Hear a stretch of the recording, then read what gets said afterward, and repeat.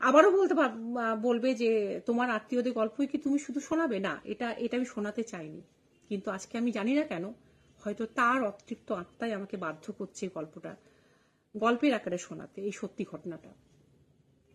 আমি বহরমপুরে, হ্যালো নন্দিতা, আমি বহরমপুরে এমন একজনের ফোন নাম্বার তোমাদেরকে পার্সোনালি দিয়ে দিতে পারি, যদি তোমরা আমাকে মেসেঞ্জারে বা হোয়াটসঅ্যাপে পিং করো, যার কাছে ভৃগু পাঠ যে করে, আমাদের লাইভও সে দেখতো, আমি হানাটেলসে তাকে লাইভে খুব মিস করছি, সৌমেন মিশ্র, যাকে আমি আবার লিঙ্ক পাঠাবো এবং বলবো এই এপিসোডটা যেন সে অবশ্যই দেখে।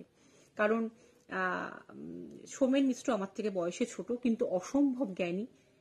লাল কাপড়ে পুরনো সেই বেদ বেদান্ত যেমন লেখা আমরা দেখেছি, থ্যাংক ইউ শম্পা, সেই রকম বেদ বেদান্ত লেখার মতন এক গাদা কাগজ লাল কাপড়ে মোড়া। 2008-এ যখন আমি প্রথম যাই, আমি শুনে গেছিলাম যে ওরা নাকি জন্ম সময় ঠিক বললে, বাবার নাম, জন্ম সময়, জায়গা, এগুলো ঠিকঠাক বলতে পারলে তোমার ভবিষ্যৎ বলতে পারে। ভবিষ্যৎ তো অনেকেই বলতে পারে, আমি তো তোমাকে বলতে পারি কিছু কথা, যে ভবিষ্যতে তোমার অনেক বিজনেসের উন্নতি হবে, তোমার লক্ষ্য পূরণ হবে, তোমার প্রচুর শত্রু, তোমার যশ ভাগ্য নেই, কতগুলো কমন কথা তো আছে।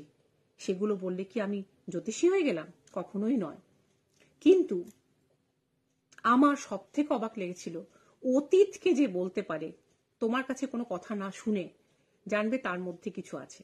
অতীত, বর্তমান, ভবিষ্যৎ তো আমরা জানি না। এবং ওই যে সে কিন্তু কিছু বলছে না, লেখা থাকছে ওই কাগজে। শুনতে খুব অবাক লাগছে। আমি আবারও বলছি, অবাক লাগার মতন বলেই আজকে আমি হানা টেলসে এটাকে বলতে এসেছি। ভৃগু পাঠ, এটা একটা পৌরাণিক পদ্ধতি, যেখানে লাল কাপড়, লাল বস্ত্র দিয়ে মোড়া থাকে। এত পুরনো সেই বেদ বেদান্ত বা আমাদের ধর্ম, মানে সেই পুরনো সেই লিপি, ওই দেখা যায় না কাগজগুলো ছিঁড়ে ছিঁড়ে গেছে, কোনো রকমের লেখা আছে সংস্কৃততে, সেই সব পাতাগুলো প্রায় ক্ষয়েই গেছে, তাও ওদের যত্নে সেগুলো আজও অক্ষত আছে। এবং তুমি যদি ঠিক মতন তোমার জন্ম সময় তোমার বলতে পারো তোমার নাম, বাবার নাম, জায়গা, তাহলে তোমার একটা ছক কষে তোমার অতীত বর্তমান সমস্ত গড়গড়িয়ে বলে দেবে, ম্যাক্সিমাম মিলে যাবে। 2008-এ যখন এই কথাটা শুনে আমি গেছিলাম, এবং তখন আমি একটা ভীষণ টানাপোড়েনের মধ্যে দিয়ে যাচ্ছিলাম।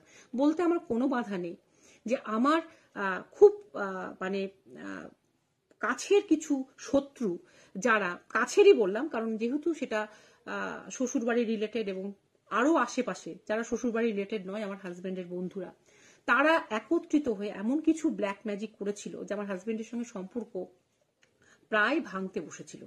সেই মুহূর্তে আমি গেছিলাম ওই ছেলেটির কাছে, ওই ছেলেটির বাবার কাছে গেছিলাম, এবং ওই ছেলেটি যখন ভৃগু পাঠ করে, আমি কিছু বলিনি তাকে, আমি হাউমাউ করে পুরো, থ্যাংক ইউ উষসী, উষসীও চেনে সৌমেনকে, সৌমেনকে চেনে, কারণ আমি সৌমেনের সঙ্গে আলাপ করে দিয়েছিলাম। তো হাউমাউ করে কেঁদে উঠেছিলাম, কারণ ও কি করে জানছে, এবং ও তো বলছে না, বলছে ওই ভৃগু পাঠ। আমার মনে দুটো প্রশ্ন এসেছিল। একটা হচ্ছে, ও কি আমাকে বেলডাঙা আর বহরমপুরের ডিস্টেন্স খুব কাছে বলে কি আমাকে জানে? তারপরে অনেকগুলো কোশ্চেনের উত্তরে আমি জানতে পারলাম, না, যেগুলো জানার কথা সেগুলো যেমন বলছে, যেগুলো জানার কথাই না, যেগুলো বন্ধ ঘরের কথা সেগুলোও বলছে। এবং আমার হাজবেন্ডের ছোটবেলায় কি ঘটেছে সেটা আমার জানার কথা না, ওর পরীক্ষায় কি বিপর্যয় ঘটেছে, ওকে ওর জীবনের কোথায় সংশয় ঘটেছিল, প্রত্যেকটা গড় গড় গড় গড় গড় গড় করে, এবং যেগুলো আমি তর্ক করে এসেছিলাম যে না এরকম হতে পারে না, ও ভীষণ পড়াশোনায় ভালো, ওর অঙ্ক পরীক্ষায় বিপর্যয় কি করে হবে। দেখা গেল ও অঙ্ক পরীক্ষার দিন ঠিক টাইমে পৌঁছতে পারেনি, কারণ ওকে কেউ গাইডেন্স দেওয়া ছিল না। বাসের মাথায় চেপে মাধ্যমিক পরীক্ষা দিতে গেছিল, উচ্চ মাধ্যমিক পরীক্ষা দিতে গেছিল, এবং সেখানে কোনো রকম বৃষ্টির দিনে উচ্চ মাধ্যমিক পরীক্ষা দিতে গেছিল, সেখানে কোনো রকম বাসের মাথায় করে তো মাধ্যমিক পরীক্ষা দিতে গেছিল, আর উচ্চ মাধ্যমিক দিতে গেছিল, সেখানে কোনো গাড়ি টাড়ি পায়নি, খুব বৃষ্টি পড়েছিল বা কিছু একটা, রাস্তায় আটকে গেছিল জ্যামে, এবং সেখানে 1 ঘন্টা পরে হলে ঢুকেছিল, যেটা আমার পক্ষে জানা, আমি কেন কেউই জানে না, যার জন্য জীবনের মোড়টা চেঞ্জ হয়ে যায়। ওর মানে অদ্ভুত ব্যাপার, ওর মানে আবার ওর মাঝে কিছু শত্রু, ওর বাবার শত্রু, ওকে অল্প বয়সে যখন ও হাই সেকেন্ডারি পরীক্ষা দিয়েছে, সেই সময় ওর মানে ওর জীবনের পিছনে ওকে শেষ করার জন্য লেগে গেছিল। সেটা আমার পক্ষে আন্দাজের বাইরে, কিন্তু প্রত্যেকটা কথাও বলে দিয়েছিল। এমন এমন কথা বলেছিল যেটা আমি গল্প এগোতে এগোতে বলবো, সত্যি ঘটনা। ও যখন আমার কথাগুলো, জীবনের কথাগুলো বলেছিল, আমি হাও মাও করে কেঁদে উঠেছিলাম। কারণ আমি ভেবেছিলাম কি করে সম্ভব, ওই মুহূর্তে ওই সময় তো অনেকে জন্মেছে, তাহলে কি করে আমার সঙ্গে কথাগুলো মিলে যাচ্ছে। এখন স্থানের পরিবর্তন হয়, বাবার নামের পরিবর্তন হয়, নিজের নামের পরিবর্তন হয়, নিশ্চয়ই কিছু ছকের পরিবর্তন হয়। বা তুমি যে সময় বসে সেই মানুষটির কাছ থেকে বিচার শুনছো, সেই সময়টারও পরিবর্তন হয়, বা আরো কিছু যেগুলো আমি জানি না। তবে এইটুকু জানি যে ভৃগু পাঠ একটা এত অস্বাভাবিক পাঠ, যে পাঠ তুমি সামনে বসে শুনলে তুমি অবাক হয়ে যাবে, যে তুমি যে কথা কোনোদিন কাউকে বলনি, তুমি মনে মনে ভেবেছো, সেই কথাটা, এবং ভবিষ্যতে তুমি যেগুলো ভাবতে চলেছো, ভবিষ্যতে তুমি যেগুলো করতে চলেছো, সেই রকম ধরনের কথাবার্তাও সেখানে পুরো একদম লেখা থাকে, পাওয়া যায়। এটা অস্বাভাবিক অস্বাভাবিক অস্বাভাবিক। সেইখানে আমি জানতে পেরেছিলাম, সেখানে আমি জানতে পারিনি, সেখানে যখন বলা হচ্ছিল যে আমার হাজবেন্ডের মানে আমার হাজবেন্ড কিন্তু একমাত্র ছেলে নয়, কিন্তু ওই একমাত্র ছেলে, এবং ওর দুজন দিদি ছিল। তো আমি জানতাম ওর একটা দাদা মারা গেছে, কিন্তু আমি ওকে বলিনি। তো সেখানে বলাই ছিল যে এটা ওর জন্মচক্র বা ভাগ্য চক্রেই আছে, যে ওরা দুই ভাই জন্ম নেবে পৃথিবীতে, কিন্তু দাদা পৃথিবীতে বেশি দিন থাকবে না, এবং ও একাই মানুষ হবে।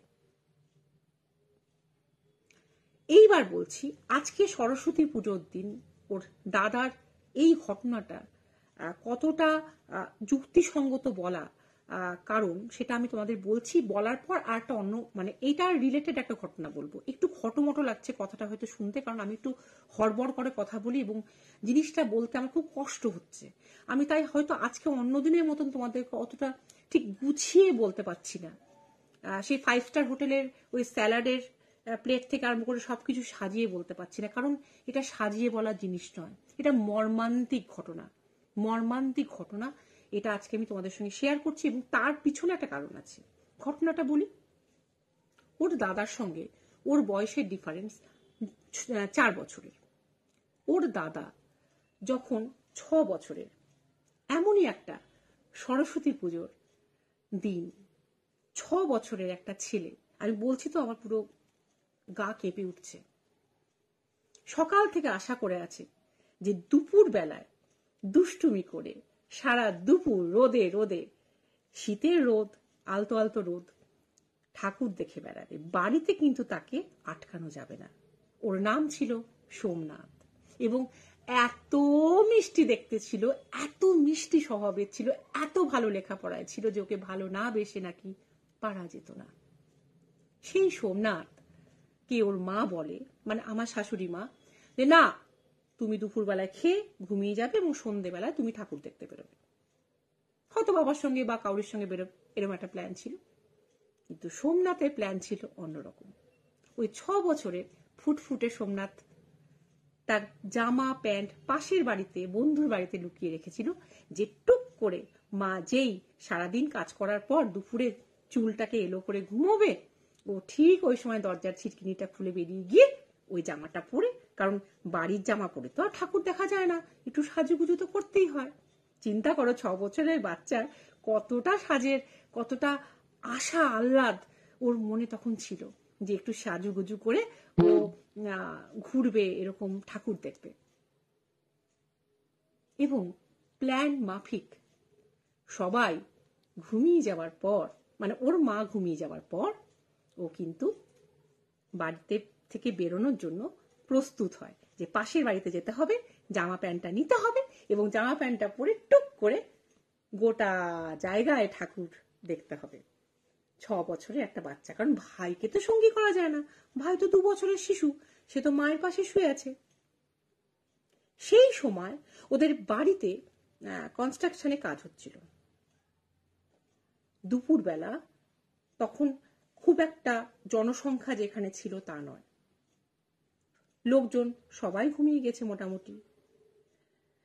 মিস্ত্রিরা বারবার উপর থেকে নিচে যাচ্ছিল বাঁশ ইট সেগুলো নিয়ে অনেকবার ওই ওপর নিচ করতে করতে ক্লান্ত হয়ে পড়ছিল। আর আমার শ্বশুর মশাইয়ের ছিল ভীষণ কি বলবো, ভীষণ নরম মনের মানুষ, ভীষণ দরদি। আমার শ্বশুর মশাই মিস্ত্রিদের বলেন, দেখো এখন তো রাস্তায় কেউ নেই, এই জায়গাটা ওদের, মানে বাড়ির সামনেটুকু জায়গাটা ওদের, তোমরা উপর থেকে বাঁশগুলো ফেলো আর নিচ থেকে কেউ ধরে নি। ওরা কিন্তু রাজি হয়নি প্রথমে। ওরা বলে যে না বাবু, যদি কেউ চলে আসে তখন যে একটা অ্যাক্সিডেন্ট হয়ে যাবে। বলে না না, কেউ আসবে না, আমি দাঁড়িয়ে আছি তো, আর বাড়ি থেকে বের হবে কি? এই এরিয়ায় তো এখন মাত্র আমাদেরই বাড়ি, আমার বাড়ি থেকে কেউ বেরোবে? সবাই ঘুমাচ্ছে, তোমার চিন্তা নেই, তোমরা এখান থেকে বাঁশটা ফেলবে আর নিচ থেকে একজন ধরে নেবে। তোমরা বারবার এরকম করে হাঁপিয়ে যাচ্ছ, এটা করো না।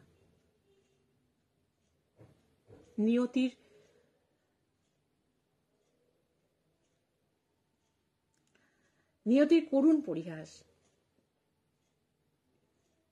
ওর বাবা ইনস্ট্রাকশন দেয় মিস্ত্রিতে বাঁশগুলো ওপর থেকে ফেলার জন্য।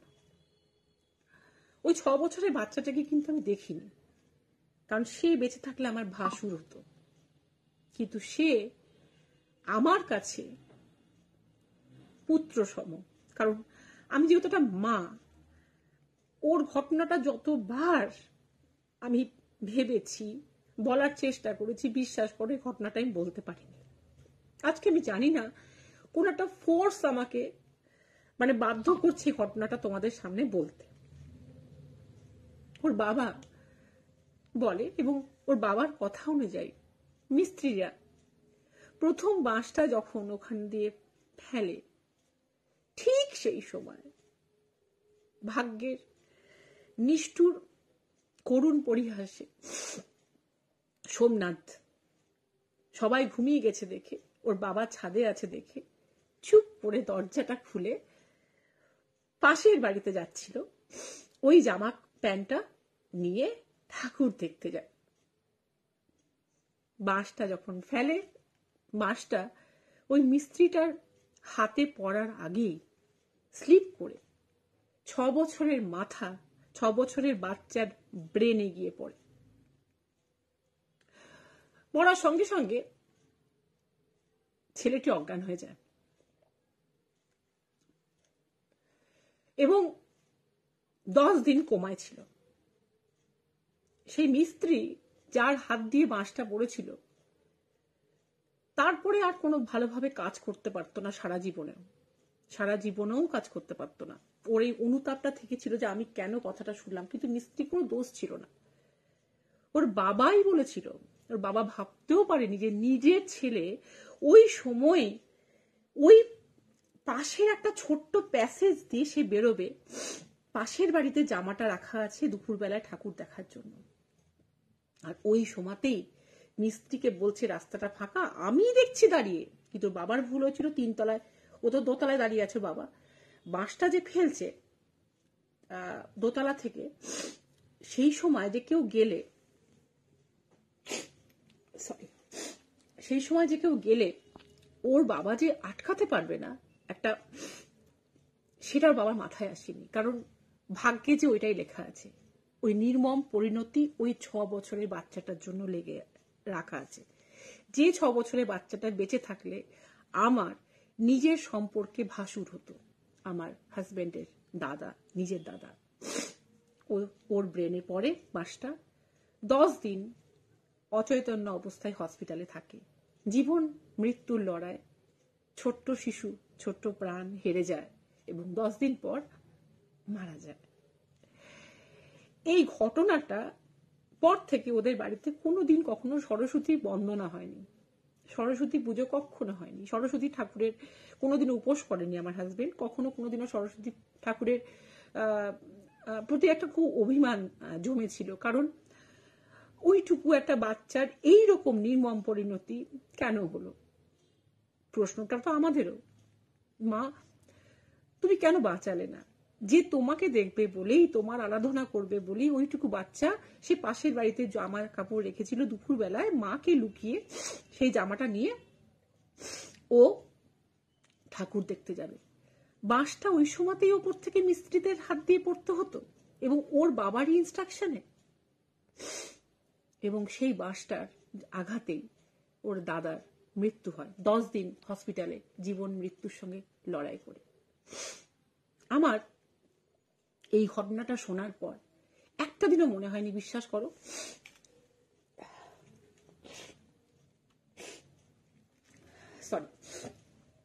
একটা দিনও মনে হয়নি যে আমার ভাসুর বেঁচে থাকলে এটা হতো ওটা হতো। আমার শুধু মনে হয়েছে একটা বাচ্চা কি কষ্ট পেয়ে মারা গেছে, কত আশা আকাঙ্ক্ষা নিয়ে মারা গেছে। এটা হওয়া উচিত ছিল না। এবং প্রথম সরস্বতী পুজো হয়, আমার বড় ছেলে যখন একটু বড় হয়, ও খুব ঠাকুর ভালোবাসতো এবং বড় ছেলের মুখের দিকে তাকিয়ে ওর হাতে খড়ি, ওর বাবা তখন সেই দুঃখটা বা সেই শোকটা যেটা ছোটবেলা থেকে ও শুনে শুনে বড় হয়েছে, সেটা অনেকটাকে কাটিয়ে, আমি যদিও জোর করিনি কিন্তু, কারণ মানুষের ঠাকুর, ভগবান, ঈশ্বর তো মা বাবার মতন, তাদের প্রতি তো মা বাবার প্রতি যেমন অভিমান হয়, অভিমানটা হতেই পারে। আমি কিন্তু ফোর্স করিনি। ওর বাবাই তখন প্রথম আমাদের বাড়িতে সরস্বতী পুজো আবার চালু হয়। যাই হোক, কিন্তু এই কথাটা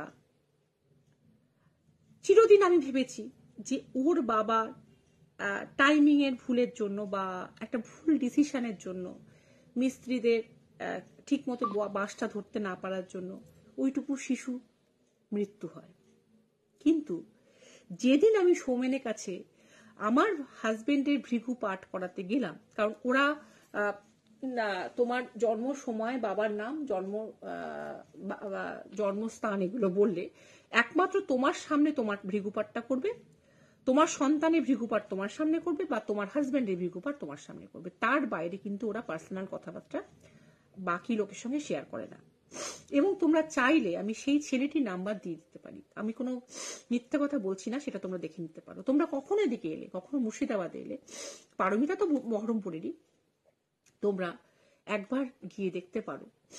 একবার গিয়ে দেখলে ক্ষতি কি, যে একটা লাল কাপড়ে মোড়া এতগুলো কাগজ থেকে ওই একটা জন্ম সময় এবং স্থান এবং তোমার নাম, তোমার বাবার নাম বললে একদম অতীত, বর্তমান এবং ভবিষ্যৎ ওরা একদম মনে হয় তোমার জীবনই লেখা আছে। এবং সেখানে লেখা ছিল ওর দাদার জন্ম হবে, ওরা 2 ভাই, ওরা মোটেই একটা ছেলে হয়ে জন্মাবে না, ওরা 2 ভাই জন্মাবে, কিন্তু দাদার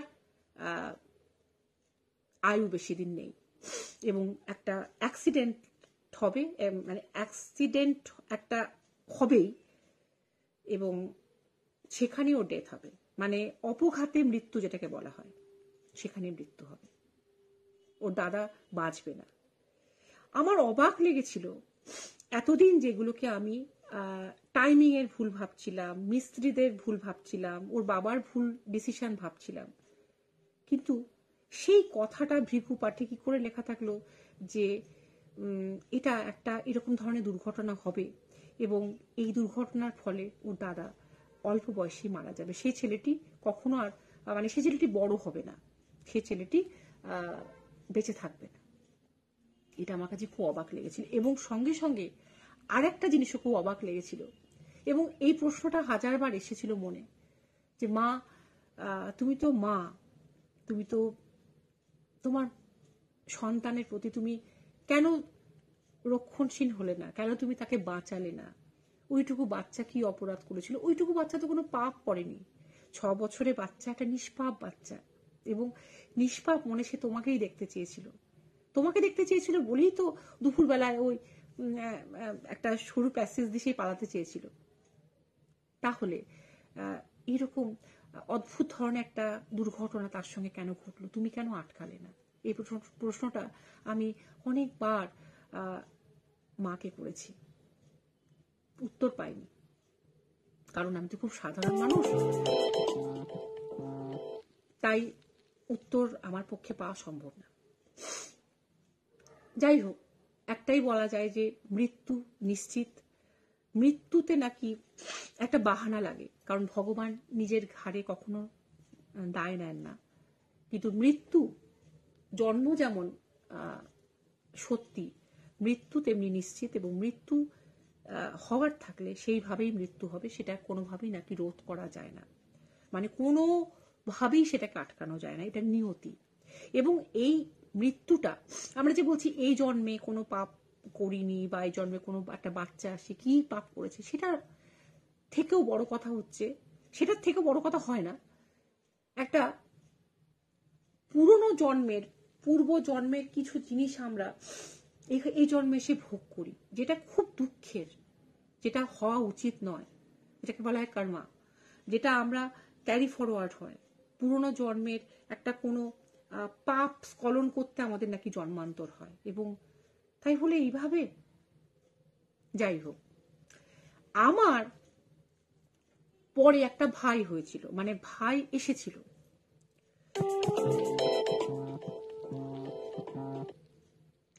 আমার পরে একটা ভাই এসেছিল, তো সেই ভাই আমার মায়ের পেটে গর্ভেই মৃত্যু হয়েছিল, এবং মাকে অ্যাবর্শন করতে হয়েছিল। ইন্দিরা গান্ধী যেবার মারা গেছিলেন, মানে 1984, তখন আমি এত ছোট ছিলাম, এতই ছোট, যে সেই সময় মা কোনো বাচ্চা প্রথম কথা চায়নি, কারণ আমার পরেই ওই ভাই মার গর্ভে এসেছিল। কিন্তু মা অ্যাবর্শন বা কিছু এসব কিন্তু ভাবেনি, মা বুঝতেই পারেনি যে মার কনসিভ করেছে, কারণ একটা ইরেগুলার পিরিয়ড মারও ছিল এবং আমারও ছিল এক সময়। মা বুঝতে পারেনি, এবং যখন মা বুঝতে পারলো তখন অলরেডি অনেক রকম ওষুধ খাওয়া হয়ে গেছে, এবং সেই বাচ্চাটা শক্ত মাংসপিণ্ড হয়ে মার পেটের একটা কোণায় জমে গেছিল। এবং তখন আমি এত ছোট, মা সেই সময় সত্যি সত্যি কোনো বেবি চায়নি, কিন্তু এটাও চায়নি যে কোনো বেবি তার এভাবে চলে যাক। মাকে অ্যাবর্শন করতে হয়েছিল, এবং সেইটাও পর্যন্ত আমার ভৃগুতে লেখা আছে।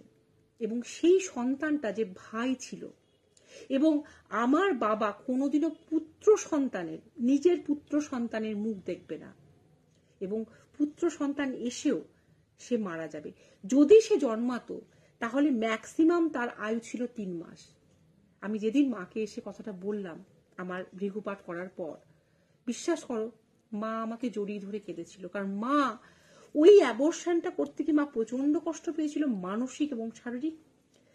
আর দ্বিতীয়ত মা মনে করতো আজকে বেঁচে থাকলেও এই বয়সটা হতো, আজকে বেঁচে থাকলেও এই বয়সটা হতো। কিন্তু যেদিন আমি বলেছিলাম যে 3 মাসে বেশি বাঁচতো না, মা তখন বলেছিল তার থেকে না হয়েছে এটাই ভালো হয়েছে। তো আমাদের দুজনের জীবনেই এরকম একটা ঘটনা কিন্তু কমন, এবং সেটা আমরা কেউই জানতাম না। হ্যাঁ, ও জানতো, অবশ্যই জানতো। আমি কিন্তু আমার বাবু, যখন আমি বাবুকে কনসিভ করেছি, যখন বড় ছেলেটাকে, তখন অবধি জানতাম না যে আমার পরে কোনো বাচ্চা এসেছিল, এবং সেটা মাকে অ্যাবর্শন করতে হয়েছিল। প্রত্যেকটা কথা ভৃগুতে লেখা থাকে, এবং আমি নামটাও বলছি, সৌমেন মিশ্র, একদম বহরমপুরে ইলেকট্রিক যেখানে চুল্লি, তার অপোজিটেই হচ্ছে ওদের চেম্বার। আমাকে পার্সোনালি তোমরা যোগাযোগ করলে আমি ফোন নাম্বার দিয়ে দিতে পারি।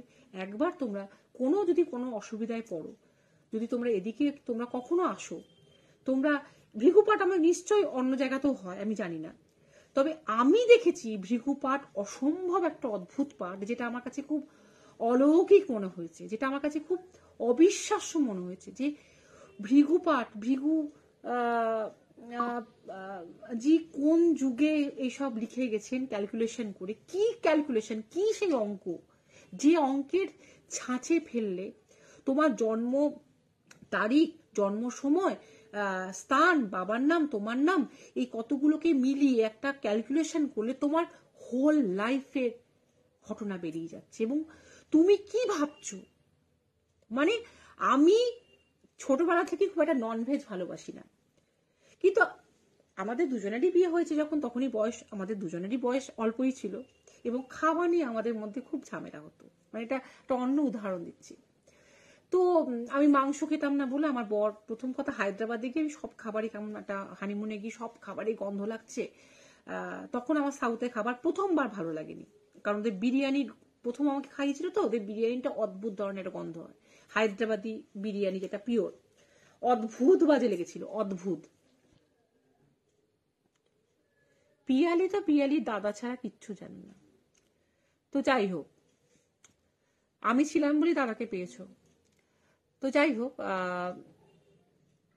তো ওইখানে মাংস খাচ্ছি না দেখে আমার সঙ্গে আমার বরের ভীষণ ঝামেলা অশান্তি হয়, এবং আমি আমার বাবাকে এসে বলি, বাবা দেখো কি মুশকিল, আমি মাংস খাই না, আমি শুধু জুস খেতে ভালোবাসি।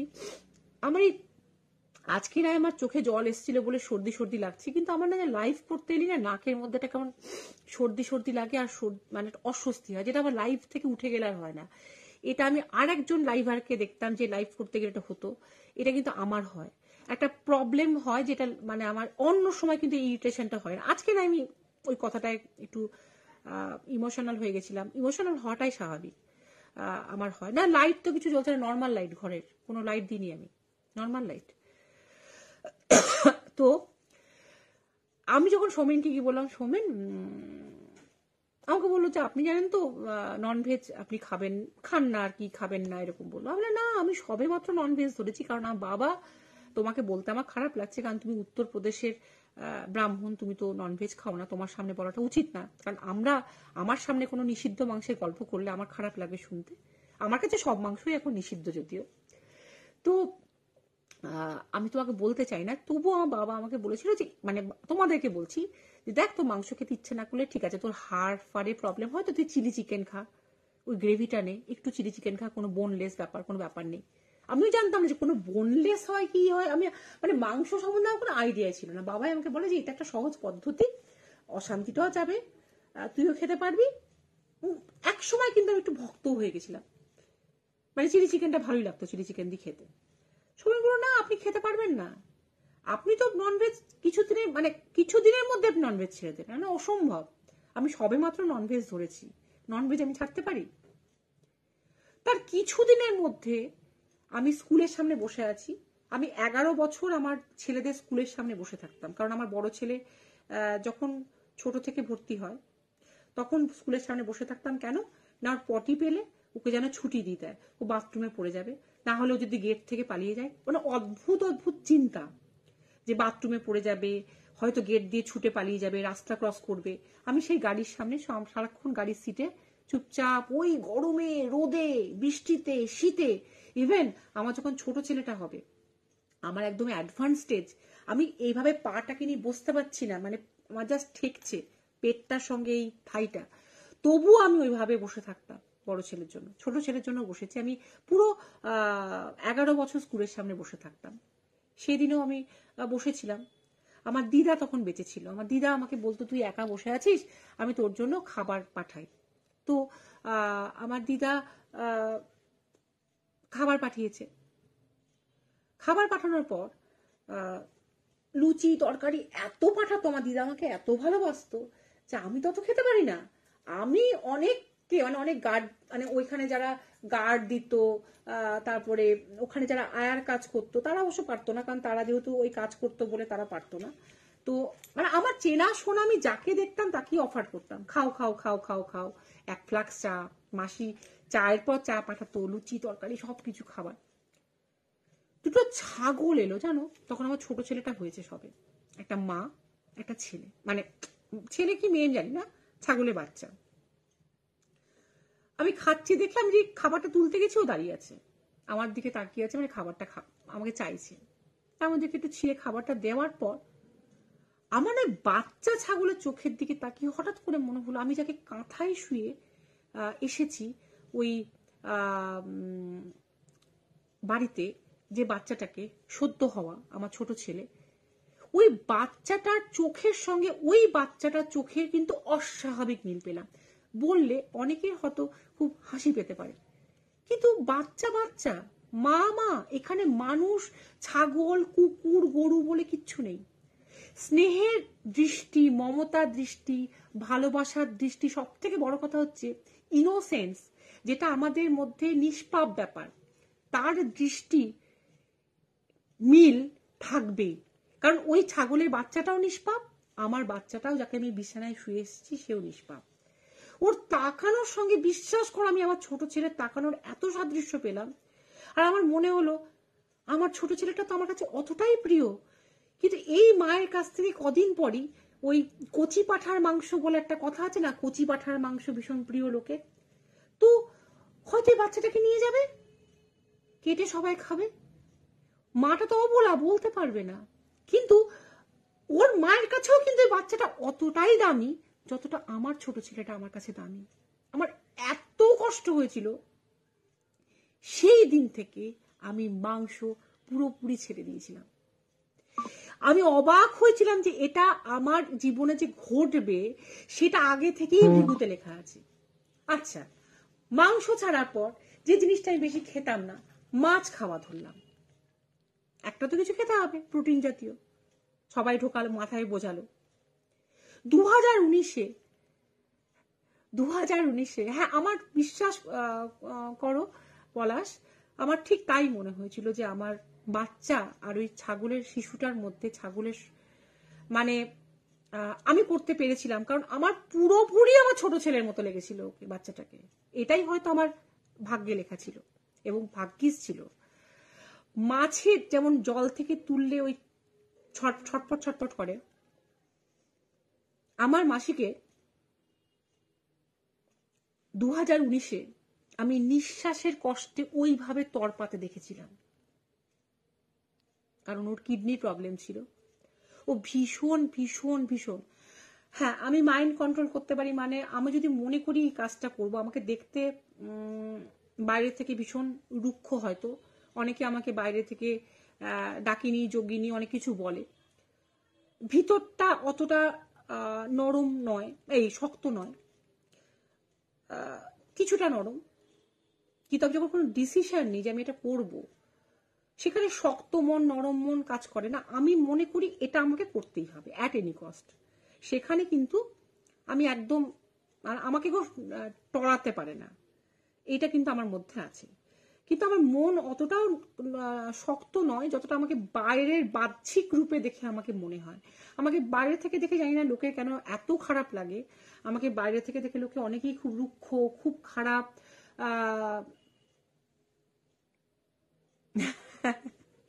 তাই উইক, এটা আমি সবসময় মনে করি। আমাকে সবাই, ইভেন আমাকে সব থেকে আমার ভালো লাগে যখন আমাকে রাস্তায় কেউ কুকুরের মা বলে সম্বোধন করে, রূপশ্রী, সেটা আমার কাছে যে কত গর্বের যে আমি তাহলে কুকুরগুলোকে এতটাই স্নেহ দিয়ে হয়তো দেখছি যে আমাকে কুকুরের মা হিসাবে সম্বোধন করে। ওই যে কুকুরের মা যাচ্ছে, কুকুরের মা যাচ্ছে, মানে অনেকে কিন্তু ঠাট্টা করে না, মানে তাদের কিছু হয়েছে আমাকে কোলে করে এনে দেখায়। ইভেন কুকুরের ডাক্তার যখন বলে তখন আমার একটু লজ্জা লাগে, কারণ সেই যোগ্যতা আমার নেই, অত লেখাপড়া আমি জানি না। তো এই কুকুরের মা যখন বলে, বিশ্বাস করো ভিতরটা আমার গর্বে ভরে যায়। আমি শুধু একটাই কথা বলি, গালাগালি করলে আমাকে কুকুর বলো, কারণ এটা আমার কাছে কমপ্লিমেন্ট। কারণ কুকুরের মতন বিশ্বাসযোগ্য যেন জীবনে হতে পারি, মানুষ তো অত বিশ্বাসযোগ্য হতে পারে না, তাহলে জানবো আমি খুব রিলায়েবল। তো যেটা বলছিলাম, ওই ছটপট করা ও নিঃশ্বাসে কষ্ট আমি যখন মাসির দেখেছিলাম, আমি মাছ খাওয়া ছেড়ে দিই। ইভেন আমি শুধু ডিমটা খাই, ডিমটা তো কাউকে গলা কেটে কষ্ট দিয়ে কিছু হচ্ছে না, ডিম খাই, সেটাও আমার মাসে হয়তো, আমি আগে একটু ডিম প্রতি সপ্তাহে খেতাম, এখন হয়তো মাসে 1-8টা। কদিন আগে একটা ভিডিও, আমার কপাল দেখো এমন একটা বেরিয়েছে, যেটা আমি পোস্টও করেছিলাম যে এবার ডিম খাওয়া ছাড়তে হবে, যে ডিমের ওই র্যাক থেকে একটা ফেটে একটা বাচ্চা বেরোচ্ছে। তাহলে ওই ডিমটা যদি আমি বয়েল করতাম, তাহলে তো ওই কুচি বাচ্চাটার গা পুড়ে যেত না, ওই গরম জলে ফোসকা পড়ে যেত। যেই মনে করলাম, আমার মনে হলো আমি আর ডিমটা খাবো না। মানে আমি আজকাল আর ডিম খাই না, মানে মাসে হয়তো 1-8টা, ছেড়ে দিয়েছি অনেক কারণে, যে না খাবো না, মাছ মাংস তো খাই না, ডিমটাও খা। কিন্তু ডিমটা কাউকে কষ্ট দেওয়া হয় না বলে খেতাম। ঠিক চোখের সামনে একটা এরকম ভিডিও, মানে এইগুলো হচ্ছে কি বলতো, যেন তোমাকে কেউ সাজিয়ে রেখেছে, যেটা, গুড ইভিনিং সৈনিক, যেটা তোমার ভৃগুতে লেখা ছিল সেইটাই তোমার জন্য রাখা আছে, মানে একদম পরপর পরপর পরপর করে যেন কেউ সাজিয়ে দিয়েছে।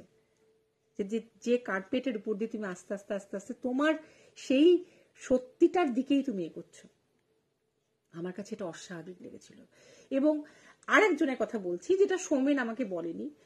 সৌমেন আমাকে অনেক কথা বলেছে, আমি বললাম তো পার্সোনালি যদি তোমরা কেউ ওর সঙ্গে যোগাযোগ করতে চাও আমার কাছে ফোন নাম্বার দিতে পারো। ও কিন্তু, আমি কিন্তু পাবলিসিটি ডিপার্টমেন্টে নেই যে আমাকে ওর প্রচার করার জন্য, প্রচার করার কোনো দরকারও নেই। ও একদম প্রচার বিমুখ। আমি উপকারের জন্য বলছি, তোমরা যদি কেউ তোমাদের ভূত ভবিষ্যৎ জানতে চাও, ভৃগু পাঠ একটা অস্বাভাবিক পাঠ, সেটাও আমার কাছে এরকম সৌমেনের কাছে গিয়ে আমি অবাক হয়ে গেছিলাম। তোমরা যদি কেউ কখনো আসো তোমরা করতেই পারো। আর আরেকটা জিনিস হচ্ছে, যেটা এই কিছু বলতে গেলে একদম ভুলে যাচ্ছি, ভৃগু পাঠ, মানে আরেকটা জিনিস হচ্ছে যেটা, হ্যাঁ, যে ভদ্রলোক আমাকে বলেছিলেন বিয়ের আগে, যে জানেন তো আপনি জীবনে মানুষের কাছ থেকে এত বেশি আঘাত পাবেন, আপনার মন একসময় মানুষ থেকে একদম বিমুখ হয়ে যাবে। তো একসময়, তখন আমার বিয়ে হয়নি, বিয়ে হওয়ার পরও আমার এটা বলতে কোনো লজ্জা নেই, কারণ আমি ভীষণ স্ট্রেট ফরওয়ার্ড। আমি বিয়ে হয়েছে বলে থোড়ি সুন্দর ছেলে দেখবো না, রাস্তা দিয়ে সুন্দর ছেলে দেখলে তাকাবো না। আমার 18 বছরের ছেলে হয়েছে বলে আমি একটা সুন্দর ছেলেকে দেখবো না? মানে সৌন্দর্য, একটা সুন্দর বাচ্চাকে দেখে আমরা বলতে পারি আহা কি কিউট, সো কিউট বলে একটা, হ্যাঁ, হাম্পু দিতে না পারি, ভালোকে তো দেখবো। সুন্দর মেয়ে দেখলে আমরা তাকে কমপ্লিমেন্ট দিতে পারি, সেখানে আমরা কত উদার একটা মেয়ে হয়ে একটা মেয়েকে কমপ্লিমেন্ট দিলাম। একটা সুন্দর একটা হ্যান্ডসাম ছেলে গেলে তাকাবো না? তো আমি তখন বলেছিলাম যে আমার মন কিন্তু এরকম চঞ্চল, আমাকে কিন্তু বেঁধে রাখা খুব কঠিন। আমাকে বেঁধে রাখতে পেরেছে একমাত্র আমার হাজবেন্ড, যার জন্য 20 বছর আমাদের বিবাহিত জীবন।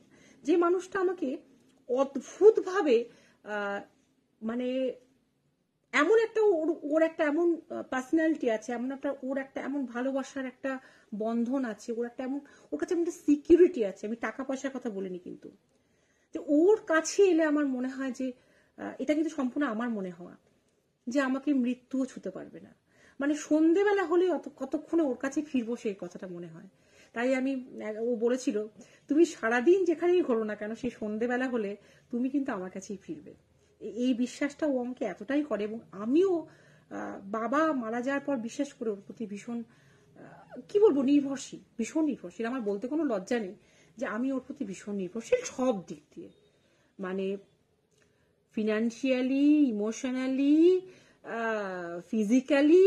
আমার যখন তখন শরীর খারাপ হচ্ছে, আমার টেনশন হচ্ছে, আমার হার্টবিট বেড়ে গেছে, কি হবে ও একটা বললো।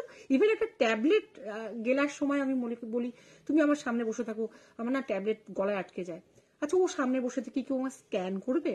কিন্তু আমার বিশ্বাস ও সামনে বসে থাকলে আমার ওষুধটা গলায় আটকাবে না। এটা হচ্ছে একটা বিশ্বাস, সেই জিনিসটার মধ্যে আছে। তো আমাকে বলেছিল যে আপনার এরকম একটা বয়সের পর আপনি মানুষের কাছ থেকে এত আঘাত পাবেন যে আপনার কিন্তু মনে হবে যে না, সংসারে কোনো আকর্ষণ নেই, ভাল লাগবে না। আমি বলেছিলাম যার পাশ দিয়ে এখনো পর্যন্ত কোনো হ্যান্ডসাম ছেলে গেলে সে একবার কেন ফিরে ফিরে 10 বার তাকায়, যার জন্য মার কাছে আমি ভীষণ বকুনি খেতাম ছোটবেলায়। আমি পিছ ফিরে বারবার তাকাতাম।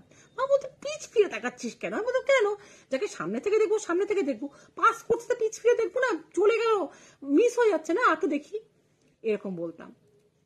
তার মন সন্ন্যাস হবে, মনে হবে সংসারে, এই সংসার আমার জন্য না। বলেছিল হ্যাঁ, এবং আপনি ননভেজ খাবেন না, এইসব বলেছিল। এবং বলছিলাম যে আমার অমলেটের গন্ধ শুনলে আমার জিভে জল চলে আসে। আপনি কি বলছেন? দূর থেকে অমলেটের গন্ধ শুনলে আমার জিভে জল চলে আসে। সত্যি বলছি, মানুষের কাছ থেকে এত এত এত এত এত এত আঘাত খেয়েছি আমি, এত বিশ্বাসের অভাব দেখেছি, এত নিষ্ঠুরতা দেখেছি, এত লোভী মানসিকতা দেখেছি, এত মানুষের মুখোশ দেখেছি। মানুষ তো মুখোশ একটা পড়তে পারে, দুটো পড়তে পারে, কিন্তু মাল্টিপল পার্সোনালিটি, মানে তোমার মাল্টিপল মুখোশ পরে তোমার সামনে আসছে শুধুমাত্র তোমার ক্লোজ হওয়ার জন্য, তোমার কাছে কিছু সুবিধা নেওয়ার জন্য, তোমার বিশ্বাসযোগ্যতা নেওয়ার জন্য। এবং তারপরে তাদের কাছ থেকে এত এত আঘাত, কি ছেলে, কি মেয়ে, কি বুড়ো, কি অল্প বয়সী, দেখতে দেখতে দেখতে দেখতে এত টায়ার্ড হয়ে গেছি। আজকাল আমি কিন্তু মনে করি না যে বয়স হয়ে গেছে আমার, এই কথাটা কিন্তু আমি ভুলেও ভাবি না। যদি তাই মনে করতাম তাহলে এই বয়সে আমি এত সাজতামও না। এই বয়সে কথাটাই আমি উল্লেখ করি না, আন্টি বললে আপত্তিও করতাম না, সবসময় বলি দি বলো, ম্যাডাম বলো, না হলে সব থেকে ভালো আমার নামটা ধরে ডাকুক। সে যদি 8 বছরের ছেলেও আমাকে নাম ধরে ডাকে, আমার কোনো আপত্তি নেই। 18 বছরের মেয়ে তো বটেই। আন্টি আমার সহ্য হয় না, জীবনও সহ্য হবে না। আমি এইভাবেই বুড়ো হব, এইভাবেই মরে যাব। তো এটা আমার নেচার। কিন্তু আজকাল রাস্তা দিয়ে শত কোনো ভালো দেখতে কোনো ছেলে গেলেও চোখেই পড়ে না। কেন পড়ে না জানো? আমার যাদের কাছ থেকে অপরিসীম ভালোবাসা পেয়েছি, ওই চার পেয়ে ওরা আমার জীবনে আসার পর আমার জীবনের মোড়টাই চেঞ্জ হয়ে গেছে। আজকাল রাস্তায় বেরোলে শুধুমাত্র আমার চোখে ঘোরে কোন কুকুরটার পা কাটা গেছে, কোন কুকুরটার ডাস্টবিনে মুখ দিয়ে খাবার খুঁজছে। তখনই মনে করি, ইস, আমার ব্যাগে খাবারটা ফুরিয়ে গেল, কাল থেকে বিস্কিটটাও অন্তত রাখতে হবে। আজকাল সত্যি মানুষের প্রতি আমার কোনো আর আকর্ষণ নেই। সেটাও কিন্তু আমার ওই লেখা ছিল যে একটা সময়ের পর আমার মানুষের প্রতি, সংসারের প্রতি এক সময় মনে হয় যে কেউ ডাকবে না, কোনো ফোন বাজবে না, কোনো ইন্টারনেট কানেকশন থাকবে না, একদম ফ্রেশ এয়ার থাকবে। আমি সেখানে কি থাকবো? কেউ কেউ কোনো যোগাযোগ থাকবে না, কোনো টেনশন থাকবে না, কোনো না পাওয়ার কষ্ট থাকবে না, শুধু কয়েকটা চেনা মুখ থাকবে, ব্যাস, তাহলেই হবে। এবং চেনা মুখের মধ্যে অবশ্যই আমার চার পেয়েগুলো তো থাকবেই, তারা ছাড়া তো আমি থাকতেই পারি না। এই যে পরিবর্তনটা, সেটা অত বছর আগে, আমার বিয়ের আগে, মানে বুঝতে পারছো আমার বিয়ে হয়ে গেছে 20 বছর, এটা আমাকে বলেছিল 22 বছর আগে। তখন আমার কত অল্প বয়স ছিল। তাহলে ভাগ্য কি সত্যি জানা যায়? আমি তো এগুলো একদম বিশ্বাস করতাম না। ভাগ্য কি হাতের কয়েকটা রেখা থেকে চেনা যায়? না ফোরহেড রিডিং করা যায়? না আরো কিছু ক্যালকুলেশন আছে যেগুলো বড় অঙ্ক, যে অঙ্কের হিসেবগুলো আমাদের ঠিক জানা নেই বলি আমরা সেই জায়গায় পৌঁছতে পারি না, আমরা সেই হিসাবটা করতে পারি না, তারা সেই হিসাবটা করতে পারে। ছক কি আমাদের বলে দেয় যে আমাদের ডেস্টিনি কি? এই প্রশ্নগুলো একসময় আমার ছিল। এখন আমার কাছে কিন্তু এগুলো অনেকটাই বিশ্বাসযোগ্য, কারণ অনেক কথা আমার জীবনে অক্ষরে অক্ষরে মিলে গেছে। অনেকক্ষণ বোধহয় লাইভে বক বক করলাম। এইবার একটা ছোট্ট মজার ঘটনা বলে আমি লাইভটা শেষ করছি। পরের দিন একটা ঘটনা বলবো, আজকে আর ওইটাকে ডিটেলসে বলবো না। অনেকক্ষণ খুব সিরিয়াস টপিক আলোচনা হলো। জানি না তোমাদের লাইভটা কেমন লাগছে। তোমরা কোনো মন্তব্য, অমৃতা অরিত্র চ্যাটার্জি, দারুণ লাগছে দি তোমাকে। ও ওকে, এনিম্যাল প্রোটিন না খেলে কিছু হয় না গো? কিছু হয় না।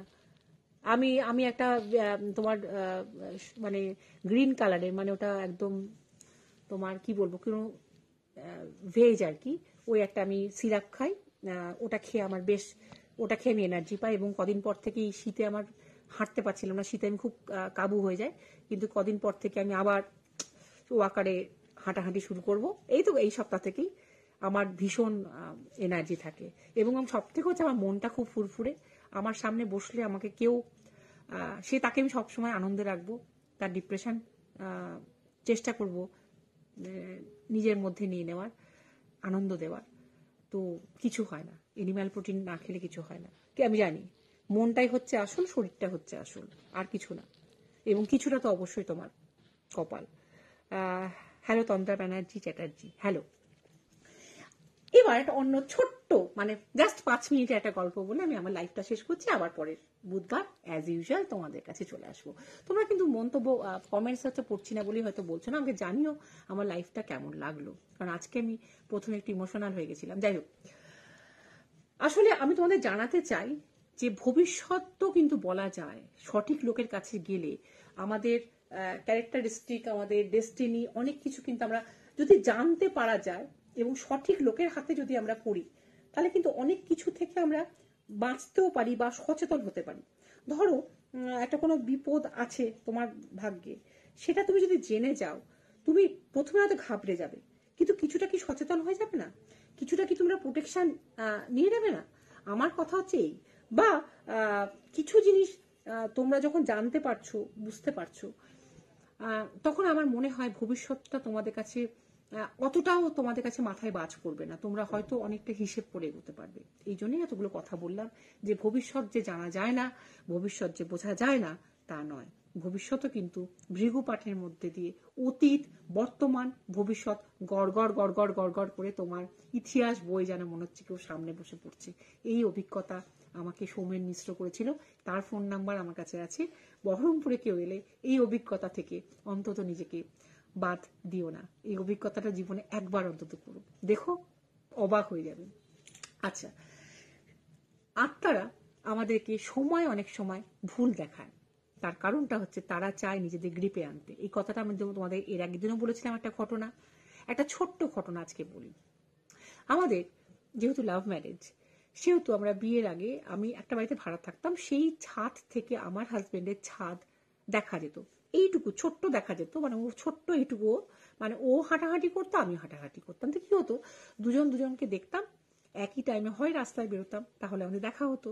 ও এক দল বন্ধুদের নিয়ে বেরোতো আর আমি একা বেরোতাম, কিন্তু একবার জাস্ট একটু তাকাতাম, ওতেই কি শান্তি শান্তি। আর ছাদ থেকে যখন আমরা দেখতাম একে অপরে হাঁটছি, তখন কি হতো, দুটো জিনিস হতো। একটা হচ্ছে যে সকালে ঘুম থেকে ওঠার যে আলস্য একটা ভাব আমার মধ্যে থাকে, ওর থাকে না, ওর কোনোদিনই নেই, সেটা আমার কেটে যেত ওকে দেখার মানে ইচ্ছেতে। খুব মজা লাগতো। এবং আমি তো শুনতে পেতাম না কি বলছে বা ইশারা করছে, কারণ এত ছোট লাগতো কি, শুধু হাত নাড়াটা বুঝতে পারতাম। ও আমাকে সমানে হোয়াটসঅ্যাপ করতো, হোয়াটসঅ্যাপে আমি বুঝতে পারতাম যে আমাকে কি বলছে।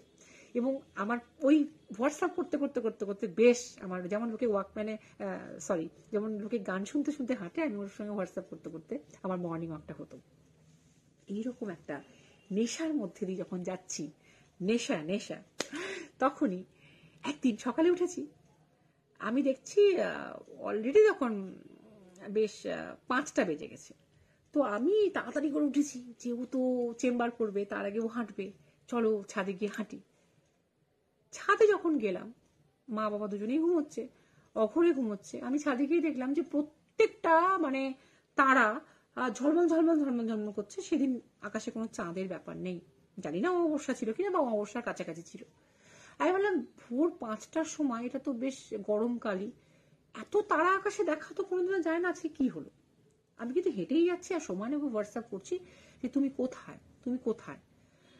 না, তখন বোধহয় আপনিই বলতাম, আমি তোকে বিয়ের কয়েকদিন আগে বোধহয় তুমি বলা শুরু করেছি, ওকে আপনিই বলতাম। এটা নিয়েও একটা অশান্তি হতো। তো আমি লিখেছি, আসলে আমাদের তো ফ্যামিলি ফিজিশিয়ান হিসেবে আলাপ হয়েছে, তাই ডাক্তারবাবু আপনি বলতাম। পারমিতা শুনে হাসবে, ডাক্তারবাবু আপনি বলতাম, অথচ আমরা মেলামেশা করতাম, মানে অদ্ভুত আমাদের কেমিস্ট্রি ছিল। এই নিয়ে প্রচন্ড অশান্তি হতো যে তুমি সবাইকে তুমি বলো আর আমাকে তুমি আপনি বলো। হয়ে গেছিল সম্বোধন, ডাক, এগুলো না চেঞ্জ করা খুব মুশকিল হয়। তো আমি লিখছি আপনি কোথায়, আপনি কোথায়, আপনি কোথায়, আপনি কোথায়। আমি হচ্ছে আপনি বলছি বলে উত্তর দিচ্ছে না। তারপর দেখলাম না, ওর হোয়াটসঅ্যাপটা বন্ধ আছে। তো ও তো উঠে যায়, তখন অলরেডি আমার 8 ঘন্টা কিন্তু, আমার মনে হয় আমাদের জয়েন করেছে, কি যেন বলে এটা মেয়েটাকে, অর্পিতা, হ্যাঁ ঠিক বলেছি। তো হ্যালো অর্পিতা, আমি সমান ওকে লিখছি তুমি কোথায়, তুমি কোথায়, ফোন করার চেষ্টা করছি, ফোন বন্ধ। অনেকক্ষণ হাঁটার পর যখন দেখছি কোনো মতেই ভোর হচ্ছে না, তারাগুলো আরো যেন ঝিলমিল ঝিলমিল ঝিলমিল ঝিলমিল করে আমার দিকে তাকিয়ে, যেন মনে হচ্ছে খুব কাউরির দাঁতগুলো পরিষ্কার, এককাল হাসি আমাকে হাসছে। উপহাসের হাসি, না ভালোবাসার হাসি, না মিষ্টি হাসি, সাধারণ হাসি বুঝতে পারছি না। তবে আকাশটা কিন্তু একদম তার 32 পাটি বার করে হাসছে, তারাগুলোকে নিয়ে একদম ঝলমল ঝলমল ঝলমল করছে। আমি না কিছুতেই বুঝতে পারছি না কেন ভোরের আলো দেখতে পাচ্ছি না এবং কেন ও মোবাইল খুলছে না। অনেকক্ষণ করার পর যখন ঘড়িতে যখন দেখলাম, তখন দেখলাম 2:50 কি 55 এরকম বাজছে। মানে তার 8 ঘন্টা আগে থেকে, তোমার কাছ থেকে তো সাজ শিখেছি অর্পিতা, তো তার 8 ঘন্টা আগে থেকে আমি অলরেডি হাঁটা শুরু করে দিয়েছি। অর্থাৎ আমাদেরকে কিন্তু অনেক সময় আত্মারা মিসগাইড করে। তারা চায় যে তারা অন্ধকার রাত্রে যারা এই প্যারানর্মাল ব্যাপার নিয়ে ভাবে, বা যাদের মধ্যে স্পেশাল কিছু হয়তো রাশি চক্র কিছু একটা আছে, বা যাদের মধ্যে কোনো জন্ম প্রদত্ত কোনো একটা কিছু পাওয়ার আছে যেগুলো তাদেরকে টানে, তো তাদেরকে কিন্তু ওরা গ্রিপে আনার জন্য, তাদেরকে কিছু মেসেজ দেওয়ার জন্য, বা তাদের, সবসময় আমি খারাপ বলছি না, তাদেরকে কিন্তু এরকম মিসগাইড করে, সময়টা তাদেরকে কিন্তু অনেক সময় ভুল করিয়ে তাদেরকে এরকম অন্ধকার রাত্রে অনেক জায়গায় নিয়ে যায়। যখন আমি বুঝতে পারলাম যে আমি একদম ভুল করেছি, অনেক রাত, তখন আমার রীতিমতো হাত পা কেমন যেন একটা ভারী লাগছে, অবশ্যই আছে, এতক্ষণ ঠিক ছিল, এটা পুরো মানসিক ব্যাপার। আমি তাড়াতাড়ি করে এসে আমি শুয়ে পড়লাম এবং আমার তারপরে আমি কিছুক্ষণ মানে ঘুম টুম তো হলো না, ভোরের দিকে ঘুমিয়ে গেলাম। ও আমাকে যথারীতি ভোরের দিকে আমাকেও ফোন করছে, তুমি হাঁটছো না কেন? না, আজকে আমার আর ক্ষমতা নেই, আমি কি হয়েছে সেটা আপনাকে পরে বলবো। এবং দুপুরবেলায় আমি বললাম ওকে, ও চেম্বার করে এসে আমাকে যখন আবার ফোন করলাম, বললাম এরকম ঘটনা, তো বলো খবরদার এটা করো না, তুমি একদম ভালো করে, আমি ভালো করেই ঘড়ি দেখেছি। হ্যাঁ, আমার গল্প, তোমার গল্প আমি শুনি।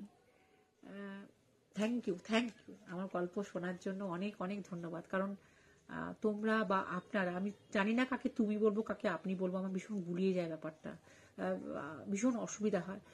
মানে শোনো বলেই তো আমরা আছি, তা নাহলে আর আমাদের অস্তিত্ব কিসে।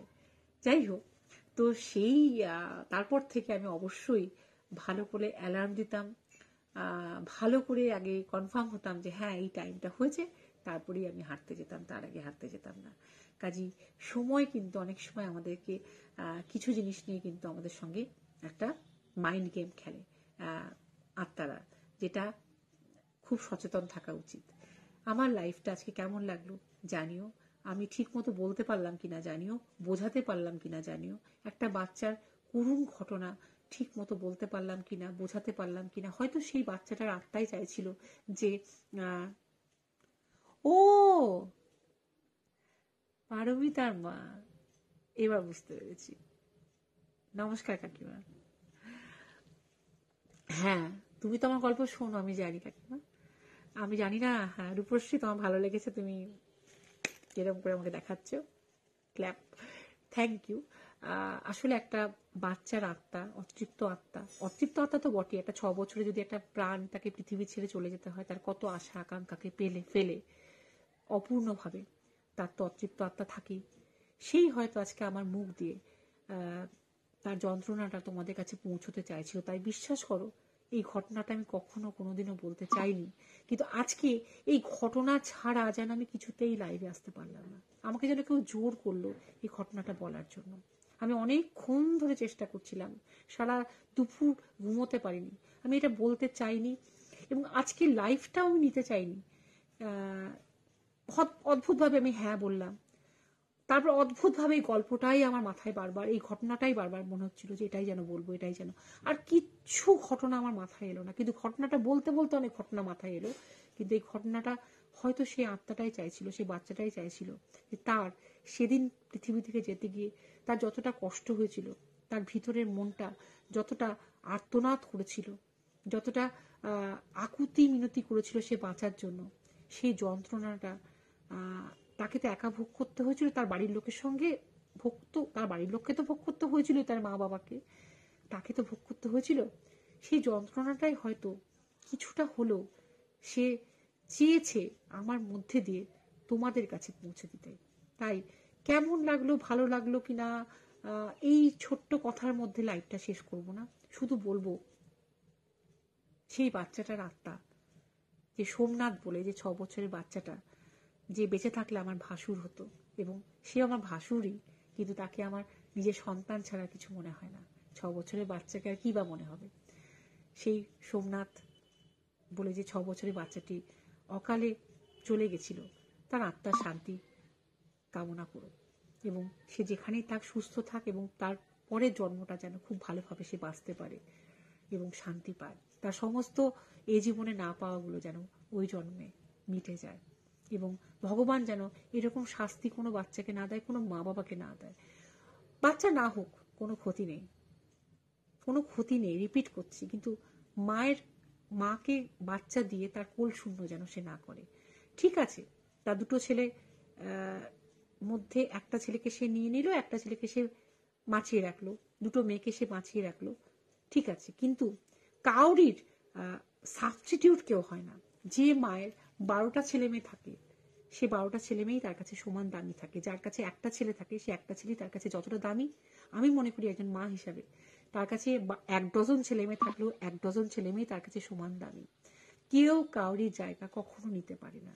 তাই এই কষ্টটা যেন কখনো কাউরি কপালে না জোটে, এই কামনা করে তোমাদের সকলকে আবার সরস্বতী পুজোর শুভেচ্ছা জানিয়ে, ভালোবাসা জানিয়ে আমি আমার লাইভ আজকের মতো শেষ করছি।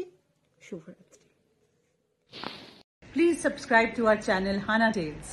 Comment, share, like, and don't forget to hit the notification bell for more videos.